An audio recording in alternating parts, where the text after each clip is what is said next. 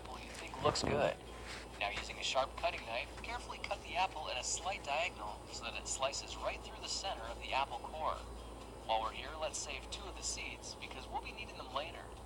Now that we've got our 2 halves, let's take the side that still has the bottom attached and place it face down on a cutting board. We'll need to place 2 butter knives perpendicular with the top and bottom of the apple. Now we can carefully cut down along one side of the apple core until the knife bottoms out on our makeshift spacers, then use the spacers as a guide to gently cut in from the side. When the 2 cuts meet, you'll have an apple wedge that pops right out. And while we're here, let's cut a piece from the other side the same way. Now our goal with these is to cut out 3 more L-shaped wedges about a 1/4 inch thick. And this time, rather than cutting in sideways toward your fingers, try turning the piece over so you can cut downward and meet the first cut at the bottom. Now with a little wiggle, a new apple wedge should break free.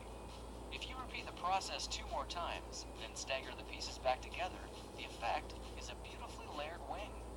Now just cut the other piece the same way, and your swan's body should look like this.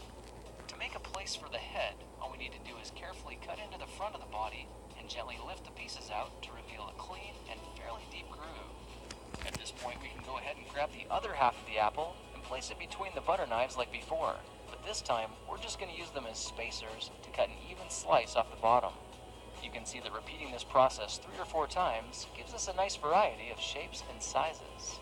Now look for a piece that resembles a heart that's been slightly flattened on top. All it takes to form the swan head is 3 strategic cuts with a knife. I made 1 angled cut to form the head, a horizontal cut to form the neck, and 1 slanted cut at the bottom for the base. Now you should be able to see how this is coming together, and to clean it up a bit, just use your knife to round off the sharp edges. All that's left now is to place the apple seeds where you think the eyes should go, then use the side of a butter knife to press them firmly into position. When both eyes look good, simply drop the neck into place, and you're done. You've just created a beautiful and decorative apple swan. I spritzed mine with a bit of lemon juice to help prevent it from turning brown, then put it on display to show off for our dinner guests later that night. If you try using different apples, you'll get a nice contrast of colors, and everybody